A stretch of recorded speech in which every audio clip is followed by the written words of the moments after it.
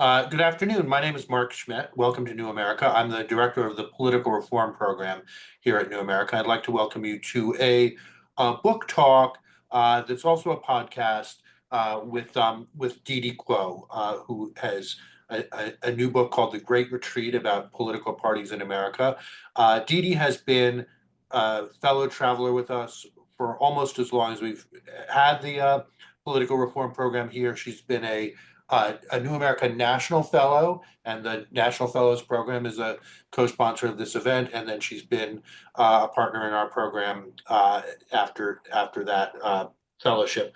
But she's also at the Center for Democracy Development and the Rule of Law at Stanford University at her home base, and is really a leading thinker about political parties. This discussion will be with Didi, with my colleague Lee Drutman here in the Political Reform Program, and with Julia Azari, professor of political science at Marquette. You may have seen Lee and Didi in the Politics in Question podcast over several years, and this will also be an episode of that podcast in addition to being one of our book events. So I'm really excited about this. I think one of the cornerstones of the New America Political Reform Program is we do think in terms of political parties. We start from the premise that politics is about working together to solve problems, and the best way to find ways to work together is through political parties. There's never really been a substitute for that kind of organization. So we're a lot of approaches to political reform try to talk about wiping out parties, wiping out partisanship. I vote for the person, not the party.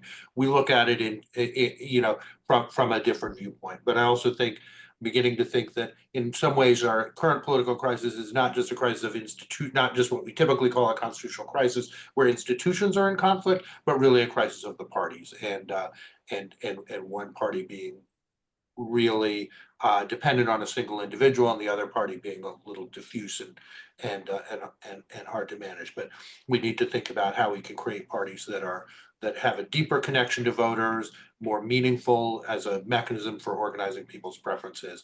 And I think this book goes a long way to explaining both a lot of what's happened to parties and a lot about how they can reclaim that historic role. So I said I would be brief. I haven't been that brief, and I will just turn it over to Didi, Lee, and Julia for what I'm sure will be a fascinating discussion.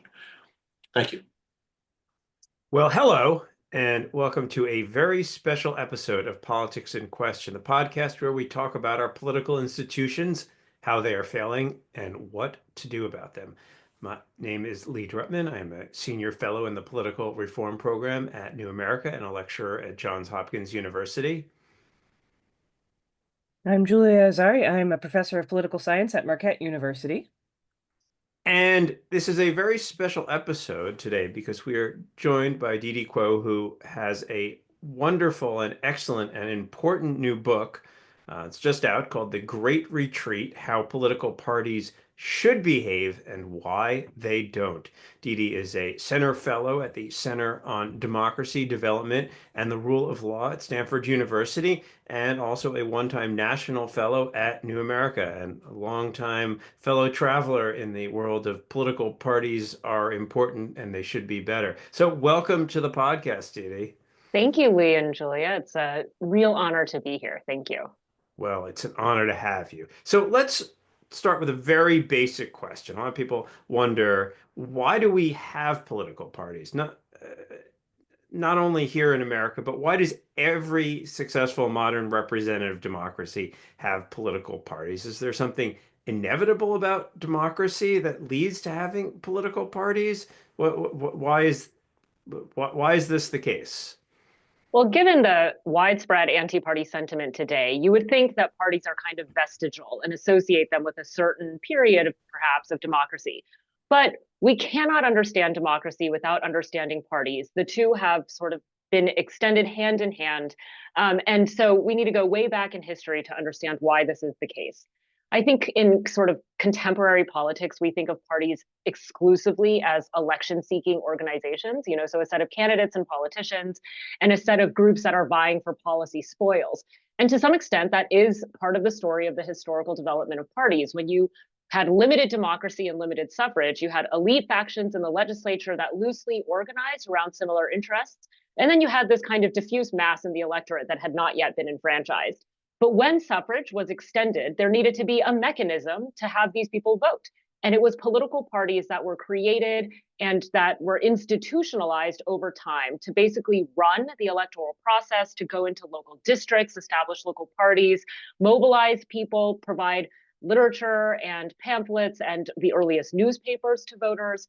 In fact, voting on election day was often viva voce. So you would just raise your hand for the party, but eventually parties printed ballots as well before the state took that over. So there is some element here where parties are the intermediary organizations that help to coordinate elections, recruit people into politics, socialize voters.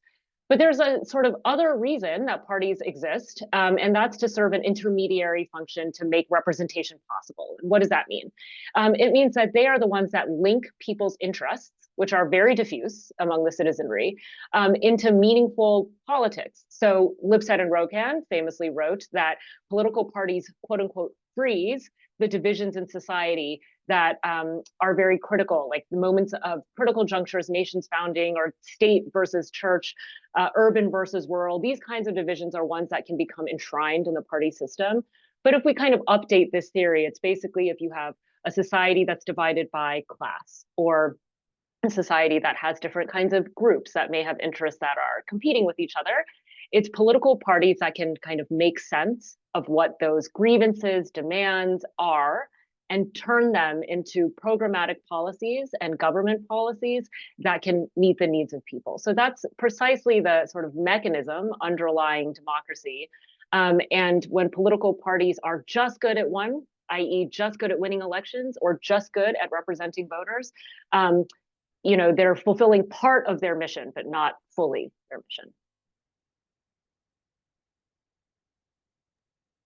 So I want to ask a little bit about one of the really important elements of this book, which is the anti-party sentiment and the skepticism about parties that's kind of emerged in American democracy and clearly is an important part of what we see today. So there's kind of a big question. Why don't people like political parties? What are your theories on that? And is it distinctly American? But I want to actually also ask a sort of second part of this question that's more specific to your story. The story that you tell, one of the things that I really like about this book is your focus on the intermediary component and the representation component. And one of the arguments that you make is that parties really organize groups in society that otherwise wouldn't be especially politically powerful. And so this leads me to wonder if some of the moments in time that you describe, particularly the move in the Democratic Party away from traditional organizations and toward more professionalization, more consultants, and a more neoliberal economic orientation, whether that actually is a kind of deliberate anti-party strategy, whether parties have deliberately been dismantled by people don't really want less powerful people to have that representation. So I'm wondering if you could comment a little bit on this, on the anti-party element of your story. Thanks, Julia. That is a big question, so I'll take them in two parts. The first is anti-party sentiment. As long as we've had democracy, we've had parties, but as long as we've had democracy and parties, we've also had anti-party sentiment. We know that our first president, George Washington's farewell address, was largely a warning about parties. We know many of the Federalist Papers were written about the problem of faction, and the founders were worried about what democracy could look like if it were riven by basically extreme polarization. But we, have contained anti-party sentiment basically through the effective functioning of parties over time. So even today, you have written persuasively about the fact that we live in an era of weak parties, but very strong partisanship. So you still have these organizations that dominate representation, elections, democratic institutions, even if they are very consistently losing the faith of the publics that they serve.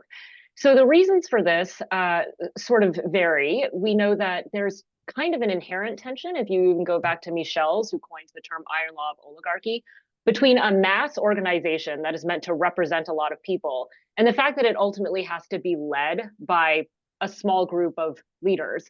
And sometimes those leaders are elite. And that inherent tension is one that has existed over time and sometimes makes people wary or skeptical of the idea that parties can serve a public interest. If you ask voters today, both in the United States and elsewhere, which institutions they trust, so if you ask about like the security sector, policing, the military, national institutions like courts and the legislature, and the media, businesses, et cetera, political parties like very consistently rank at the bottom. And when asked why, people say that they think parties only serve their own interest, or they only serve like a narrow economic and political elite, that they can't govern effectively. And even though those sentiments have been there at least since the 1970s, we've seen them really accelerate over time. More and more people now identify as independents without, any kind of party affiliation or label. And there's really good new research showing that these kinds of voters are more cynical about the political process overall. They're less likely to want to participate. And in Western Europe, where you have, say, card-carrying membership parties, membership numbers have been in decline for many decades. So we have the fact that parties keep winning elections is not necessarily a sign that people like the parties, and they're participating within parties a little bit less. Now, to your second question about whether or not this was intentional, I think that there is a tendency, both in the field of political science as well as in the general sort of commentary about politics, to see a lot of changes as exogenous to parties. So we've had a structural change in capitalism towards unfettered neoliberal capital, for example, or globalization and free trade just happened in the 1990s, or alternatively, just even forms of civic organization have changed. For all of these reasons, like we see those as pressures on parties that parties have to adapt to. Whereas your question, I think, is entirely correct, which is parties also make choices along the way. And one of those choices, or all of those choices are affected by the available options. So in the 1950s, the kind of technology available to you is very different than in the 1970s, which is then different than in the 1990s. But we know that two important changes took place, and we'll focus on the left at first. One is that after the 1970s, you had sort of like a defeat of Keynesian liberalism, right? You had these economic crises, problems of stagflation, a lot of criticism of traditional liberalism when it came to kind of like big government and whatnot. And you therefore get a politics of extreme austerity, a new kind of free market conservatism in the 1980s. And a lot of the parties of the left are sort of in the electoral wilderness. The solution in the 1990s was one that was developed both internally within parties. So the DLC, the third wave politics that was across Western Europe and the UK and Germany at the time, was one that embraced globalization and thought of economic growth as one of the primary goals of democratic government. And in order to achieve that set of goals, you had to kind of adopt an economic policy agenda that looked neoliberal, regardless of the party. And Stephanie Mudge, the sociologist, has termed this a cross-partisan neoliberal consensus. So yes, there was an active choice to embrace, for example, NAFTA under the Clinton administration, despite the protestations of organized labor. But at the same time, you also did have a kind of global, or at the very least Western, consensus about pro-market liberalization and political liberalization that would help the entire world. Now, we've of course seen that liberal international order crumble very fast, especially in the past 2 months. But in the 21st century, there has been a problem of political parties embracing kind of professional forms of communication, relying much more on polling strategists to sell an economic and political agenda that voters may not want. It's not one that's kind of bottom up, while at the same time embracing being very difficult to differentiate sometimes on economic policy. They differ in degree rather than in actual position itself. And that's something we can get into more detail in later. But I will just note that in 2024, which was kind of a year of elections around the world, parties of the left have really struggled. And that could be because it's now been kind of 40 years of this a neoliberal consensus to different degrees that makes it very difficult for voters to identify like a sort of delineable left and right in a consistent way in period that as you could in periods past.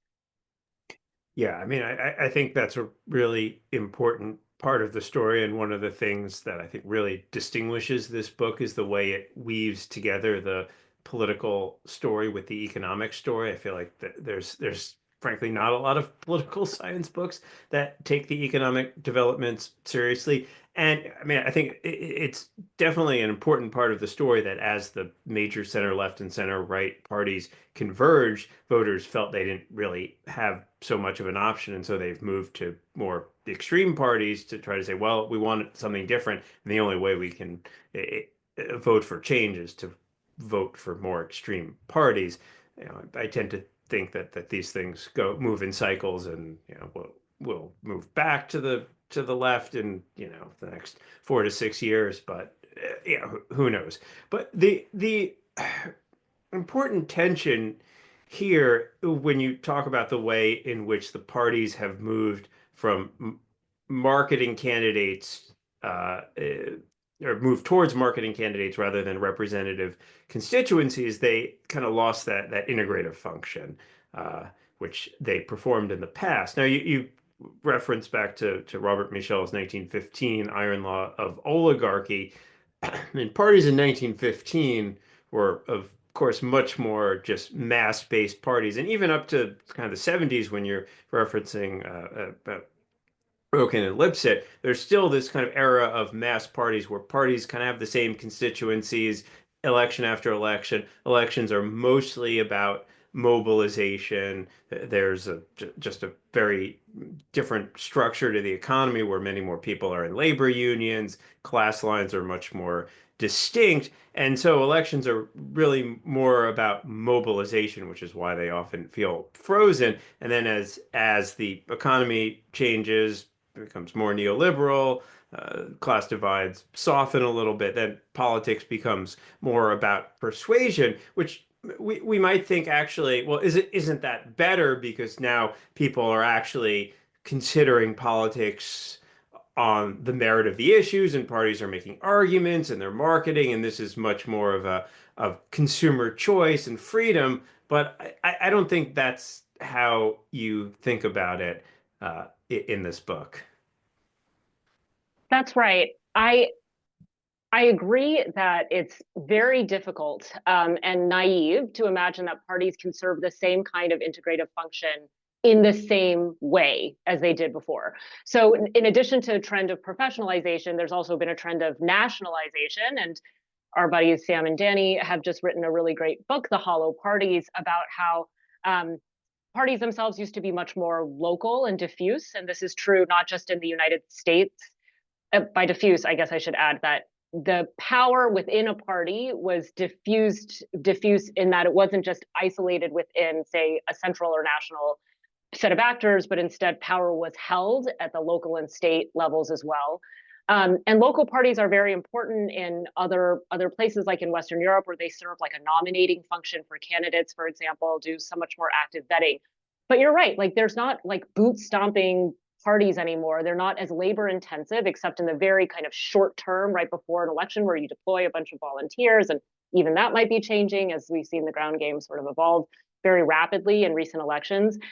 So the combination of the structural change in society, where you don't have a manufacturing sort of class-based workforce with labor unions and strong sort of ancillary civic organizations that are layered on top of parties to help serve this representative integrative function, and the fact that you have these new ways of reaching voters directly without having to maintain a robust local organization, it kind of does two things. It makes the work of parties more efficient, as you're saying, like you can just kind of market different messages. And these days you can do very direct targeting of voters to try to gauge what specific issues and appeals may work on them. But there has been a trade-off with the ability to formulate policies that may actually like force government to have to do things to ameliorate the problems caused by contemporary capitalism. And if we're going to be a little less general about that, what I'll say is the reason that parties have been so integral to the relationship of democracy and capitalism is because parties can help create countervailing power, right? In John Kenneth Galbraith's formulation, that if you have no way of organizing diffuse interests or ones that are not going to effectively organize on their own very easily, as Julia just said, people who have less economic and political power, then you need kind of institutional mechanisms to ensure that that kind of representation can happen. Traditionally, that was done through political parties, especially of the left, labor parties and social democratic parties. And today, when you have many parties that claim to represent kind of everyone and have moved past class-based appeals, but you yet know that society is still segmented economically, it's very challenging to organize a countervailing power to capital. So I think we're seeing an extreme effect of that today, where the world's richest man literally is dismantling the federal government with no accountability. I don't think that that was something we all would have predicted, even in November. But we have seen, a decline of labor unions, a decline of the sort of left in general. There is not necessarily a compelling intellectual alternative to neoliberalism. There are a lot of things on the table. There are very smart people who are thinking about it. But until I think the left has organizing principles that are very distinct, it will be difficult to sort of muddle through in this way. And part of what those different principles need to spell out is what a social contract looks like in the 21st century, right? If it's not going to be something that sort of represents the post-war consensus about big welfare states and such, there needs to at least be an articulation of like what states should do, governments, versus what markets should do. And it cannot all just be private sector solutions for problems. Didi, I want to ask a little bit more about your sort of story about the centrist move in the Democratic Party. I thought this was not just an interesting kind of account of what's happened in political parties and interesting story through this power lens, but it also was an interesting intervention in the way that we typically think about parties. So to echo what Mark was saying earlier about the way that this lens on reform is a little bit different and more pro-party than what we often hear in this space. I thought that you really took on decades of polarization literature on page 73, quoting your text. You talk about the third way move in the Democratic Party to the center. And you write, moving to the center does not entail a specific political agenda. The political center is a nondescript place, a non-existent voter, yet it looms large in the public imagination. And you also kind of, in that same vein, suggests that the Democrats' emphasis on electability starting in this 1990s period has undermined their capacity for representation. So this is, in some ways, I think this is, I realize this is a little bit of an inside the intellectual conversation question, but I think it's also an important one for understanding the nature of the problem. Can we understand this as a critique of the polarization literature? For 30 years, we've been told that the center is vital and it's disappeared. And I'm curious if, and that this disappearance is responsible for a lot of what we have. And I'm curious if you see this as a sort of intervention and reorientation of how we think about parties and partisanship. That's a tricky question, although I really appreciate it. I think that so we have decades of an understanding in political science of median voter theorem that along a sort of left-right spectrum, two parties or most parties should compete towards the median voter. And when I say that centrism is not real, essentially, what I mean is basically that if you don't hew to any specific segment or constituency of the electorate, if you want to do something as a political leader, but no one specific seems to want it, or it's kind of like small minorities that you can cobble together to create a coalition that would be kind of shrugging okay with it, then you may be appealing to enough people to win your votes, but that is not really effective representation of any of those constituencies. And there are a lot of really good accounts about how the Democrats embraced these different kinds of economic policies. And some people who would say, like I just talked to our friend Steve Tellis about this, that was an urgent need, for Democrats to be electable again. You have to reformulate. And there was factional conflict within the Democrats, and the DLC won that faction by promising that they would bring majorities back, and they were able to do that. But that has, I guess I would say, like the search for a set of policies that will appeal to enough voters for you to win, and in theory, you say is then kind of majoritarian policy. has short-term benefits, but long-term costs, because your traditional constituencies who you claimed to represent faithfully feel abandoned. And over time, you are kind of ad hoc assembling coalitions as you go in ways that reveal you are not really like basing the policies on from a bottom-up process on segments of constituencies who have sort of become loyal to these policies or will advocate for their continuation. So I guess what I'm talking about here is a little bit of like a policy feedback mechanism. There's in the sort of third way, it's been much more difficult for parties, especially of the left, to achieve that. You know, there's not like a contemporary New Deal, for example. But I think that what I'm really taking on is the idea among some reformers that like moderation is possible just through a set of smart policies. So if you look at the no labels attempt to organize a third party, or just any number of attempts over time to start a third party or to have some inroads in presidential elections, the reason those are usually unsuccessful, aside from the very obvious institutional configuration that makes it very difficult for a third party to compete, is also that the set of issues typically appeals like a little bit over here, a little bit over there, and not in any kind of consistent or holistic way to any specific set of voters. So in other words, it does a poor job at representation. Now, when it comes to the polarization literature, I think that what's been so difficult in the writing of this book, when you have like sort of a dominant strain of what's being studied right now, is why the parties are so different, is that people who look at this comparatively say that the parties have become more similar. So on, you know, these economic policy areas, their policies are different, again, like in not in kind, but just in degree. But they are more likely to differentiate on areas that are very difficult to compromise on. So there has been an uptick in party manifestos on like cultural issues that are difficult to find compromise on, or the way that Lynn Babrick and her co-authors call it is like person-based policies that require you to take one side or another, don't have like very divisible types of goods that you would find in sort of more public goods oriented policy making. And that can up the stakes of politics and make the parties look very divided, even though there's also these areas on which parties largely agree. And two examples that I draw on in the book are from Europe and Latin America. So in Europe in the 1990s, the EU was created through a somewhat democratic process where each national government passed referenda to sign on to the EU. And once the EU was established, the European Union then took over a lot of the economic policies around trade, the movement of goods, capital, and people, right, were then set by a supranational organization, which really constrained what it was national parties could offer their voters.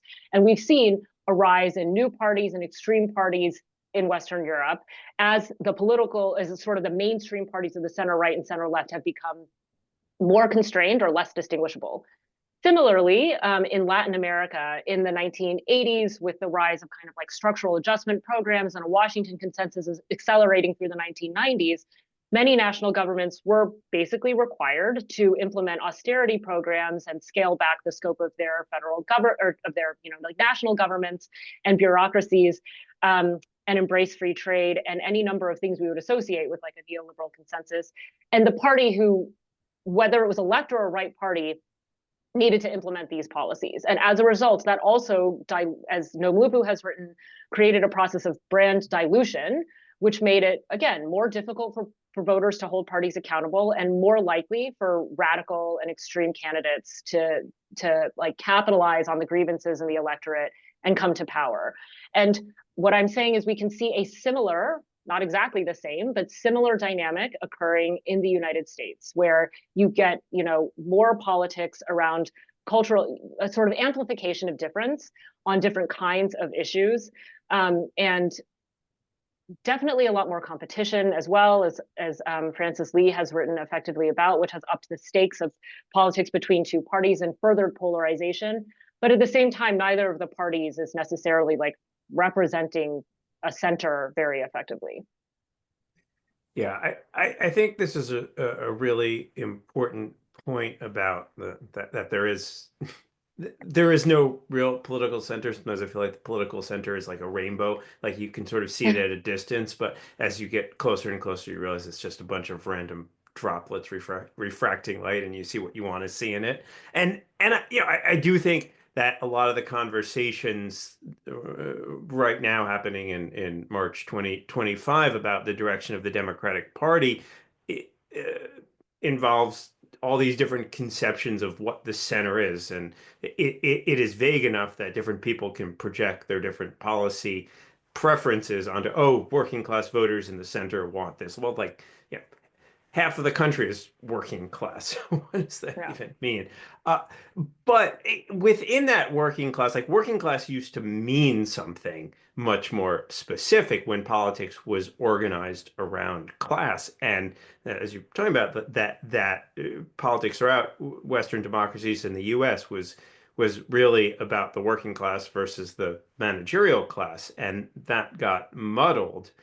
Uh, and labor unions, of course, played an important role in mobilizing the working class. Labor unions have been really worn down everywhere, but especially in the U.S. In the U.S. So there's really only one mass-based organization left in the U.S. that mobilizes for politics, and that's the evangelical church. So the funny thing about U.S. politics is that, to me, is that the Republican Party is actually much more of a mass-based party because it has this evangelical church movement that actually is much more like a social movement of the mass parties of an earlier era, but it is also much more of a personalistic party, which I think makes the US Republican Party like very distinct among parties in Western democracies. I'm curious what you think about that and what other thoughts you have on the evolution of the Republican Party in this era. So it's something I've really struggled with and continue to struggle with is whether or not the Republican Party is more civic than the Democratic Party, especially since the 1990s. It's in the 1980s that you start to get like a much more consistent and mutually beneficial alignment between evangelicals and the Republican right, even though there's a long history of conservative parties being linked to religious organizations and stuff all through the West. So it's not new for conservative parties to represent, to have more religiosity and religious voters within it. But you're absolutely right that in terms of the organized affiliations between parties and other, in terms of the relationships between parties and other sort of organized forms of power and interests, that robust relationship between the Republican Party and churches is seems to be much more visible and more beneficial than something we would find on the left. The interesting thing and the difficult thing about the Republican Party is that it has, for so much of our like political awareness, like past 40 or 50 years, has been a party of the wealthy and of the well-educated. And in the mid-century, when both parties had a lot of different factions within them, maybe this wasn't the case, but in the 1980s and 90s, when the Southern Democrats go to the Republican Party and you start to get much more cohesive ideological sorting within the parties, you see this tension begin between like sort of the capitalists are Republicans, and also you have some like some members of the evangelical right and the beginnings of the working class kind of shift to the Republican Party. This is not, and now I think the acceleration of the personalization of the Republicans is very recent. I really think it's a Trump phenomenon after 2016. And it was not clear that President Trump would be able to really take over the entire party. You had an extremely powerful and long-standing set of I wouldn't even necessarily call them center-right politicians, but people like Liz Cheney, who had long been, her family and the Bushes, for example, had been long-standing Republicans. And it's not just true of political dynasties, but also across so many different states that have different kinds of Republican voters. You had Republican elected officials who I thought would be able to maintain their hold within the party. And slowly you see this takeover happen in different ways with, Trump first installing family members at the RNC, Trump breaking a lot of norms around his family and access to power when he was president. And it has really accelerated in 2024, where, across successive midterm elections in the past few years, you see MAGA candidates do well. And now you have Elon Musk literally threatening Republicans with being primaried if they don't follow sort of what Trump's agenda is in Congress. And so that's really blurred the sort of Article 1 powers that the Republican Party in Congress has, as those candidates feel completely beholden to President Trump. And there are the reasons for the personalization of the Republican Party, I think, are distinct from like the causes of polarization across the past few decades. And I think are also distinct from the relationship of evangelicals to the Republican Party. So they sort of all need to be taken apart, and we do that if you're interested in that. All I will say is that some of the trends that we see of realignment around the right is not just happening in the United States. So the rise of a far right, of course, has been happening in Western Europe as well, mainly in the form of new parties rather than in the takeover of an existing party. And that's largely because they have multi-party systems.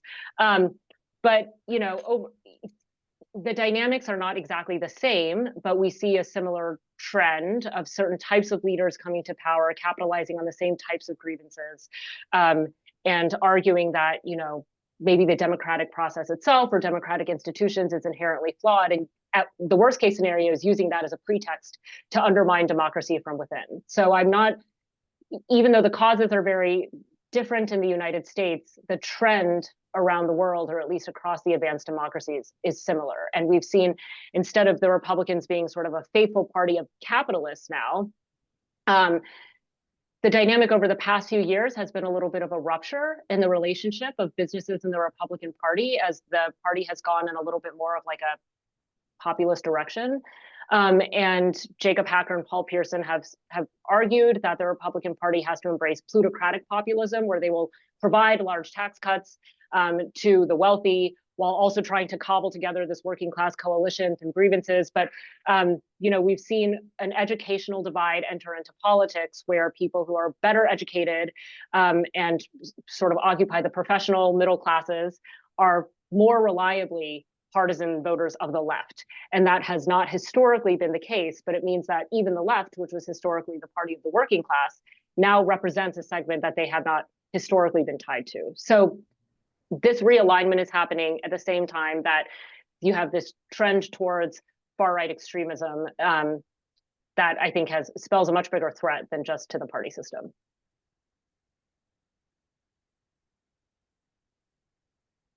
Okay, I have so many questions for you, Didi. I think before we jump to audience questions, I'd like to ask just a little bit about kind of the future of the parties, which I think takes you a little beyond the text of what you've written. But what can parties do for us now when we're in, I think, what we all kind of agree is a pretty acute crisis of American democracy?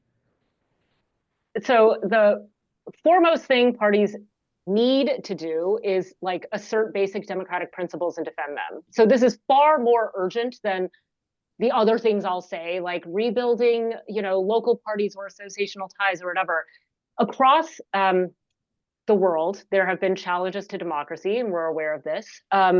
And the places that have been able to stop backsliding are places where parties were able to work together across partisan lines to basically preclude the rise of a far-right candidate, or alternatively, where parties were able to develop coalitions with an array of civil society organizations and actors in support of democracy. So examples include in Poland, with finally the electoral defeat of the Law and Justice Party last year. In France, multiple times that Marine Le Pen's National Rally has made it to the final round of the presidential election, or was poised to do very well in legislative elections this past summer. Parties again banded together, established a cordon sanitaire around her election, or the election of the far right. In Brazil, we've seen Bolsonaro be held, be banned from running again and be held accountable. Most recently in South Korea, with the crisis around martial law, parties, like members of his party, defected and have worked with the opposition parties to impeach him and hold him accountable. And what that tells us in the United States, and Steve Levitsky and Daniel Ziblatt wrote a really wonderful op-ed about this in the fall, is you need the parties to kind of transcend party right now. So people who care about the future of the Republican Party, people who care about the Democrats winning the midterms, for example, need to band together and think about pro-democracy strategies that are not appealing to people because of their partisan loyalties, or maybe they are, but on top of that, just their basic loyalty to a sort of vision and ideal of America that is under threat. And they can do that in conjunction with and partnership with any number of organizations that are unlikely civil society actors. Sometimes they are civil society actors, and sometimes it might require even more vociferous outcry from, say, the business community, the security sector, different people who are different institutions, leaders, et cetera, who are all affected by the threat to democracy at home. But to answer it in a more prosaic way, what it is parties can do, I would also just point to two things. One is to reestablish kind of the linkage mechanisms that the party once had, not because you want to go back to some golden era of politics, but basically to see, to reestablish some kind of like grassroots presence that may make a difference to the, or at least provide like policy ideas that can go upwards within the political party. Giovanni Sartori famously wrote that parties are a transmission belt between, its voters and the government, a transmission belt of ideas. So I've written with Tabitha Abdul-Hajj about establishing associational parties that have more local and civic ties. And I also think parties should bring some of the functions that they've delegated to outside groups back within the party. So instead of relying on super PACs to do the ground game, that should be housed within the party. And those mobilization and issue, agenda setting type responsibilities should be within the parties themselves. And then the second thing I think parties need to do is develop policy agendas that articulate a strong and distinct role for government.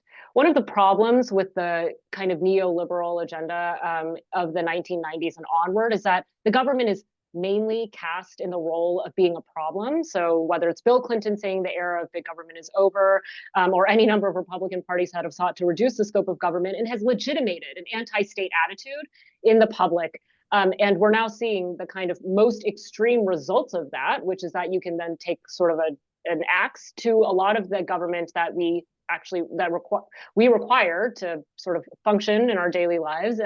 But even beyond that, I mean, my first book was about the transition from clientelistic to programmatic politics. And we still have programmatic politics today. Sure, yeah, parties still have policies, but they need to now tie those policies to things the government can do for people in their everyday lives. And I am so sorry. I feel like my answers have been so rambly, but really appreciated the questions. Not at all. There's a lot to cover. So now we're going to move into the audience questions, and the questions are coming fast and furious here, and they're all of some variety of what do we do about it. So one set of questions involves the structural reform question. So you mentioned Poland, France, other European countries that managed to contain the far right. They all have multi-party systems where there are center-right parties that are distinct from far-right parties or center parties. In the US, we have a two-party system. One of the two parties is clearly anti-democratic. I think it's pretty hard for a two-party system to survive when one party turns anti-democratic, because the basic definition of democracy is that it's a system in which parties can lose elections. And I felt like we had an election where it actually the Democratic Party couldn't lose, so maybe we didn't have a democracy. So there are a variety of reforms out there to try to deal with the hyper-partisan and extremism that have taken over the Republican Party. There's efforts to make primaries more nonpartisan. There's efforts towards ranked choice voting. As you know, I think fusion voting and proportional representation hold the most promise.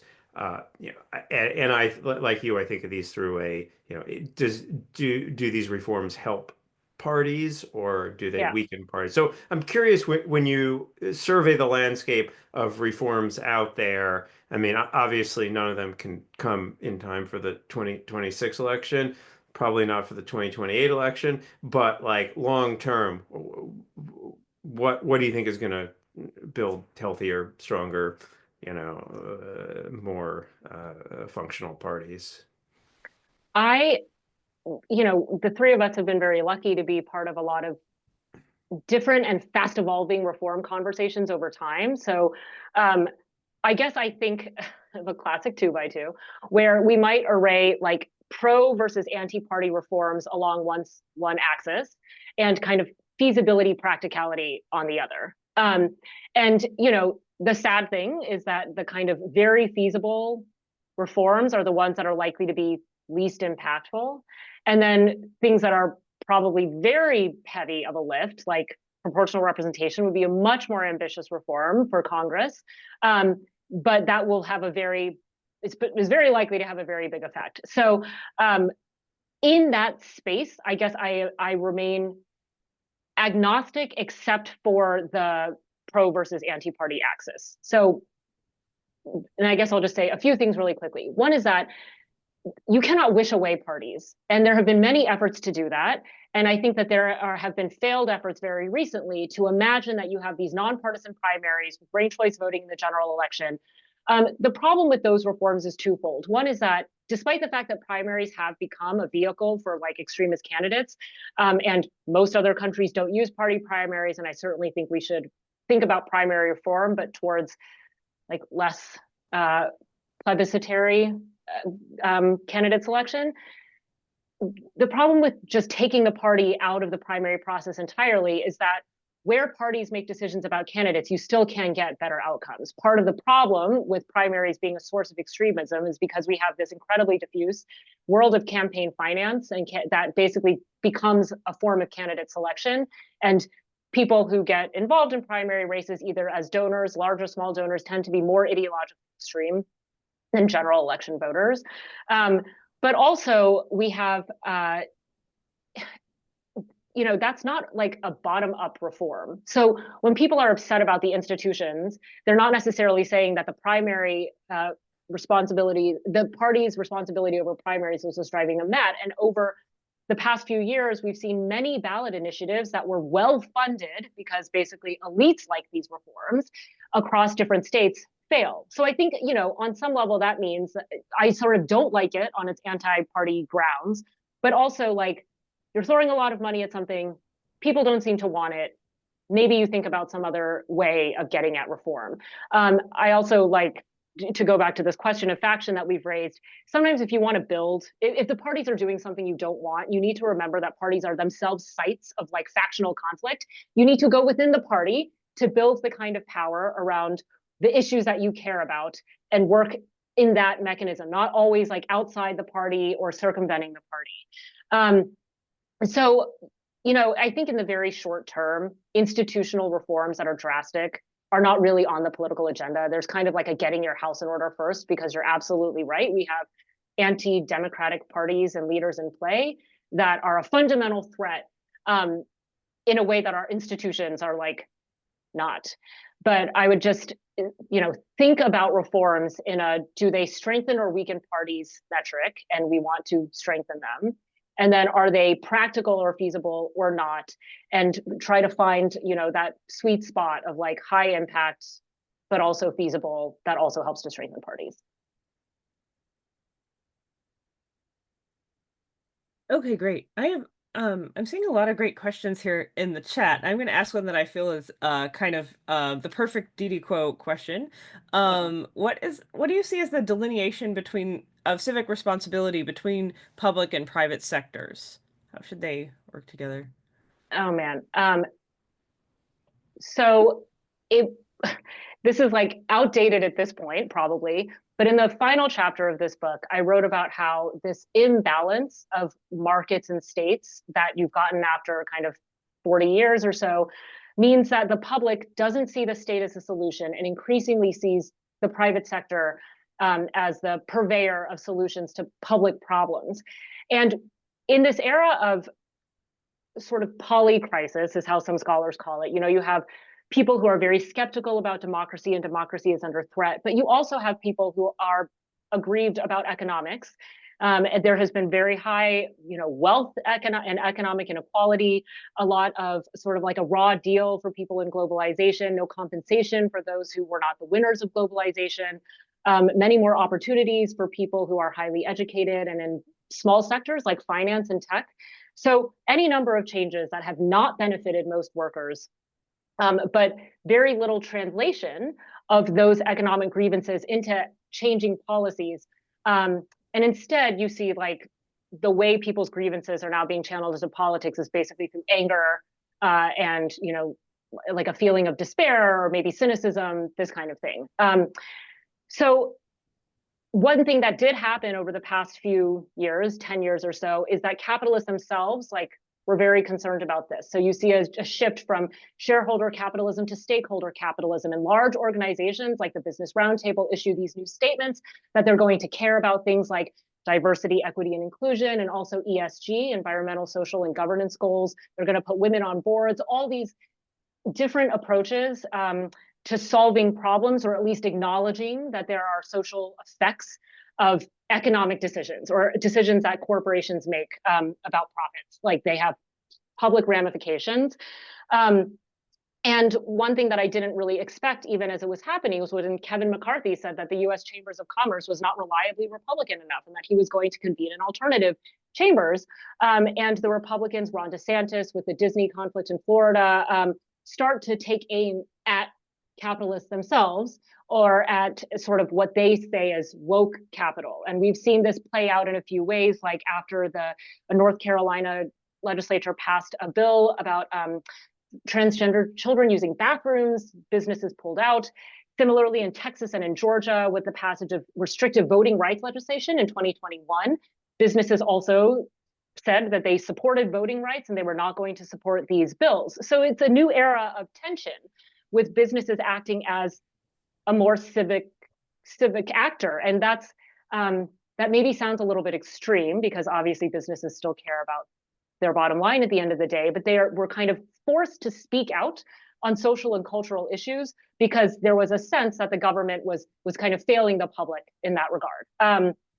And the question today, that question about like the delineation between public and private and civic, I think that in moments of democratic emergency, when like the old playbook is out and some new playbook is in, everybody is civic. You are all citizens or residents of this country. You have some like set of values and standards that maybe the United States never met, but that we would like to meet, and that we are all part of building a better country. And when you see it being destroyed, you have agency, you have rights, and we need to kind of like shed whatever prior notions we had of what our roles are or what we should be doing, and instead think very differently and potentially even radically about the kind of power you have in wherever it is you sit, what kind of a position you have or whatever. You may have thought of it as non-political, but like exigent times force you to be political. And everyone, I think, today should think of themselves as a civic actor. You are not going to be able to get the things you want or the life you want if this country does not exist or if it exists in a fundamentally different way.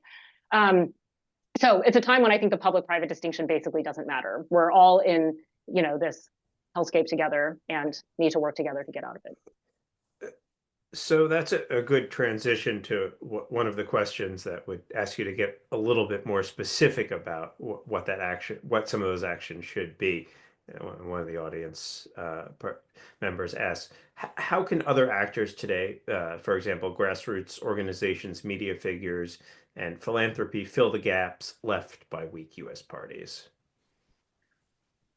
I think that one of the problems has been that those actors are filling the gaps in U.S. political parties. So one of the trends, or one of the things that has driven anti-party sentiment, is that a lot of other actors have also become anti-party or have the effect of being anti-party. One example is actually from Julia, which is the media heavily scrutinizes parties and often sort of chastises parties for not being unified enough, and then chastises parties for being far too polarized in moments that they are unified. And there is kind of not a recognition that a lot of times when there's infighting or whatever, that's like just parties doing what they need to do. We've seen a real change in the information ecosystem that we haven't talked about today, where I think there are a lot of podcasts and such that are trying to elevate candidates or issues, but they are, not associated with, nor should they necessarily be, with the political parties. But it's more just to say that people's methods of engaging in politics are no longer the kind of traditional participatory framework that we can imagine from the past. Philanthropy has, I think, done a good job addressing a lot of the problems, but I think is also part of the problem that we allow private money to solve our problems because the public cannot agree on what to do, or like the government at large. So sure, philanthropy, if you have a program officer or a set of people within an institution who care about a certain set of issues, you can achieve something, but you also cannot rely, or you should not rely on just like the generosity of private donors to solve these problems. So really, it is about building power in parties, starting at a local level. So if there are different organizations and nonprofits working on solving problems in communities, they should not be afraid to work with a party or decry the presence of political parties, but instead should try to develop robust and consistent linkages with parties. They should try to then assume power within those parties and bring those issues up, scale up the way that local victories happen. This is like one of the factions playing out within the Democratic Party are like the heartland Democrats who know how to just have a problem solving agenda. Okay, well, that's one that you need to sort of articulate from the bottom up and then hope that it has some way of translating into a more national framework or sort of diffusing into other states and other districts. So if there's a way to summarize that, it's basically all of these other actors are critically important, but they play an important role in not seeding more distrust and sort of throwing more like trying to make an argument that parties are not inherently legitimate. Doing that is only going to kind of further undermine the ability of our representative institutions to rebuild after this, sort of moment of crisis. All right, thank you. Well, I've been tasked with wrapping up. So I'm just gonna very briefly pull out three things that I thought were particularly important from this conversation. And one was what Didi's offered us with the 2x2 of the reform possibilities. I think that's actually a really smart way for people who are interested in this to break it down, is to think about reforms in terms of their feasibility and also their where they fall in a pro or anti-party dimension. And that will help me think a little more with a little more nuance about party reforms that come into these spaces. The second one is something I think Lee brought up earlier, which is the crucial importance of thinking about political parties and their development as an interaction with other political developments that we may not think of as central to the party's literature, particularly as Didi's work has led us toward interaction with a development of the economy, but also to think about it in the contemporary terms and think about what's going on now in terms of rising authoritarianism. And then finally, the thing that I think is really the crucial intervention of this book and in this conversation is to not think about parties as static entities, but to think about parties in terms of what they do and the functions that they perform, and that those functions can be quite dynamic. So I think as we're having these conversations about what parties are and about parties as organizations, it can be really helpful to think about breaking them down into different kinds of representation actions that they take at different given points in time, and to bring some dynamism into that thinking. So that's what I pulled away. Undoubtedly, there's much more to say, but that is, I think, where we have time to leave it. This has been another episode of Politics in Question, and we thank you all for joining us. Thanks so much, everyone.